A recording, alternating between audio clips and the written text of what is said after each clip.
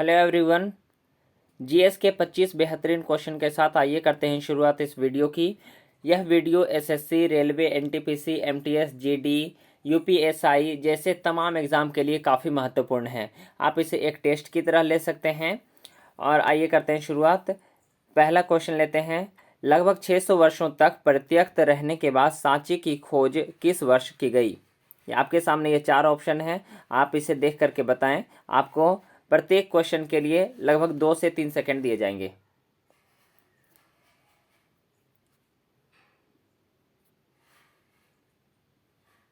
बताएं। इसका आंसर होगा सी, यानी 1818 में। अगले प्रश्न की ओर चलते हैं।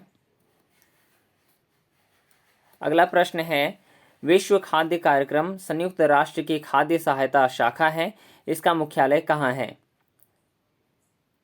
बताएं। इसका आंसर है रोम, यानी इटली की राजधानी रोम। अगले क्वेश्चन की ओर चलते हैं। अगला क्वेश्चन है, अरब दुनिया के सबसे लंबे समय तक शासन करने वाले और शांति कूटनीति के लिए ख्याति प्राप्त कहाँ के सुल्तान काबूस बिन सईद का हाल ही में निधन हो गया? बताएं। आपके सामने ये 4 ऑप्शन है। इसका आंसर होगा ओमान। अगले क्वेश्चन की ओर चलते हैं। वैसे हम आपको बता दें, ओमान की राजधानी मस्कट है और इसका मुद्रा है रियल। चौथे क्वेश्चन की ओर चलते हैं। चौथा क्वेश्चन है, फरवरी 2020 की स्थिति के अनुसार श्रीलंका के राष्ट्रपति कौन हैं?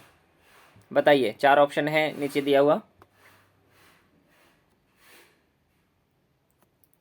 इसका आंसर होगा ए, यानी गोटबाया राजपक्षे। अगला प्रश्न है, सर थॉमस रो इंग्लैंड के किंग जेम्स प्रथम के आधिकारिक राजदूत के रूप में किस मुगल सम्राट के दरबार में आए थे? बताइए। इसका आंसर होगा जहांगीर। अगले प्रश्न की ओर चलते हैं। अगला प्रश्न है, ठोस कार्बन डाइऑक्साइड का अधिक सामान्य नाम क्या है?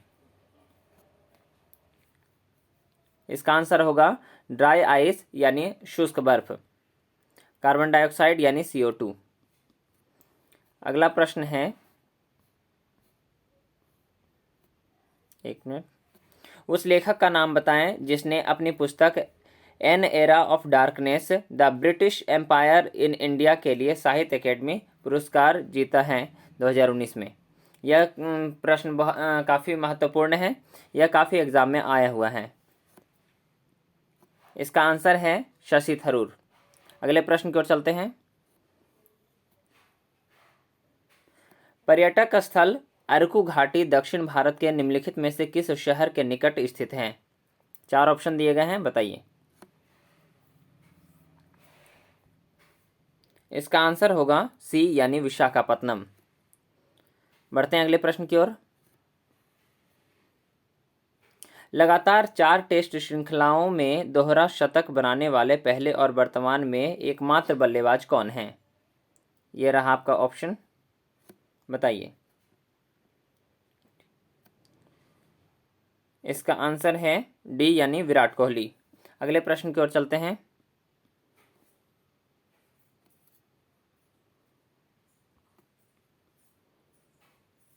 यह 10वां प्रश्न आपके सामने है।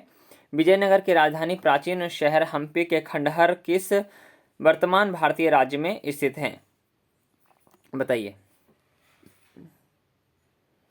इसका आंसर होगा कर्नाटक। कर्नाटक की राजधानी बंगलौर है।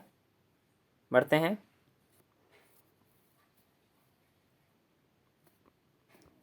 अगला प्रश्न है, जनवरी 2020 तक श्री भूपेश बघेल निम्नलिखित में से किस राज्य के मुख्यमंत्री हैं?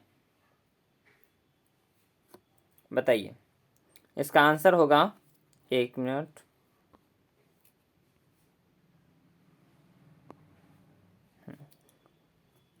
इसका आंसर है छत्तीसगढ़। अगले प्रश्न की ओर चलते हैं।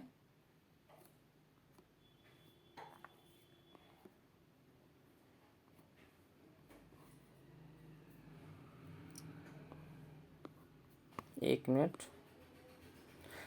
निम्नलिखित में से किस खेल के लिए द्रोणावल्ली हरिका को प्रतिष्ठित पद्म श्री पुरस्कार से सम्मानित किया गया है? बताएं। इसका आंसर होगा चेस यानी शतरंज। अगले प्रश्न की ओर बढ़ते हैं। अगला प्रश्न यानी 13वां।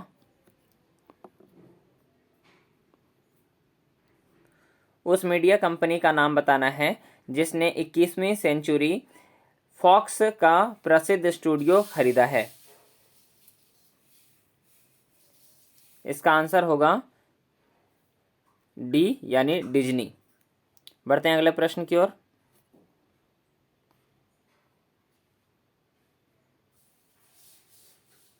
बताना है किस अभिनेत्री ने मिशन मंगल फिल्म में प्रमुख महिला की भूमिका निभाई थी, जो मंगल ग्रह के योगदान की सच्ची कहानी को नाटकीय रूप से दर्शाती है? बताइए। आपने इस मूवी को देखा भी होगा। विद्या बालन। बढ़ते हैं अगले प्रश्न की ओर। बताना है लाल कृमियों में डैश नामक एक संरचना होती है जो उन्हें अपने भोजन को पीसने में मदद करती है। बताइए। इसका आंसर है ए यानी गिजार्ड। बढ़ते हैं अगले प्रश्न की ओर। अगला प्रश्न है किस शब्द का अर्थ पालतू कुत्तों के वैज्ञानिक अध्ययन से संबंधित है? बताइए। इसका आंसर है डी यानी साइनोलॉजी।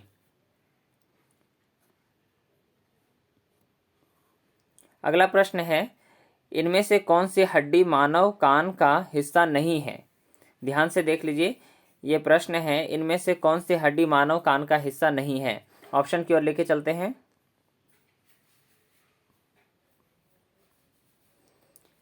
Malleus, stapes, incus, femur.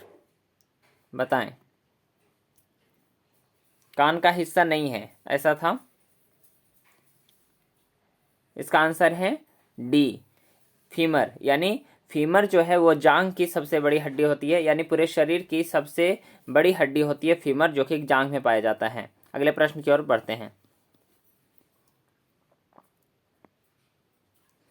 अगला प्रश्न है उस भौतिक विज्ञानी का नाम बताएं जिसे न्यूट्रॉन की खोज का श्रेय दिया जाता है। 1932 की इस खोज के कारण उन्हें नोबेल पुरस्कार भी मिला था। बताइए। इसका आंसर है जेम्स चैडविक। अगले प्रश्न की ओर बढ़ते हैं। अगला प्रश्न है कोलथुनाडु, वल्लुवनाड और थेक्कुमकुर भारत के किस राज्य में प्राचीन काल के अल्पकालिक राज्य थे? बताएं। इसका आंसर है बी यानी केरला। बढ़ते हैं अगले प्रश्न की ओर। अगला प्रश्न है कौन सी संस्था भारत में रेपो दर निर्धारित करती है? आपके सामने ये 4 ऑप्शन है। बताएं इसका आंसर। इसका आंसर है भारतीय रिजर्व बैंक। आपको पता होना चाहिए भारतीय रिजर्व बैंक का मुख्यालय मुंबई में है और इसकी स्थापना और इसका रजिस्ट्रेशन कब हुआ था आप हमें कमेंट करके बताएं। अगले प्रश्न की ओर बढ़ते हैं।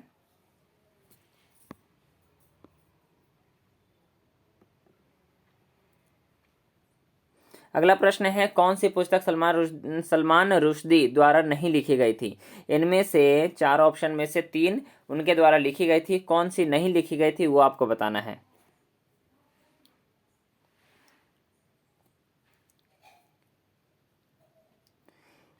Option C an era of darkness. यहाँ गलती लिखा हुआ है, यहाँ पे एरा होगा यहाँ गलती लिखा हुआ है। और N era of darkness Shashi Tharoor की पुस्तक है। अगले प्रश्न की ओर बढ़ते हैं। जीएसटी परिषद द्वारा लॉटरी पुरस्कारों के लिए निर्धारित की गई समान जीएसटी दर क्या है? बताना है। आपके सामने ये 4 ऑप्शन है। इसका आंसर है 28%, यानी ऑप्शन सी होगा इसका सही आंसर। बढ़ते हैं अगले प्रश्न की ओर। अगला प्रश्न है, बहुसर्जक भारतीय चित्रकार मकबूल फिदा हुसैन, इसे हम एमएफ हुसैन के नाम से भी जानते हैं, ने अपने चित्रकलाओं में जीवंत और मुक्त आत्मा का चित्रण करने के लिए निम्नलिखित में से किस पशु का मुख्य रूप से प्रयोग किया? बताएं। इसका आंसर है बी, यानी हॉर्सेस, यानी घोड़ा। अगले प्रश्न की ओर बढ़ते हैं। वयोवृद्ध स्वतंत्रता सेनानी, समाज सुधारक और नारीवादी सावित्री बाई फुले भारत के निम्नलिखित में से किस राज्य से संबंधित हैं? ऑप्शन दिखाते हैं, बताएं। एक मिनट।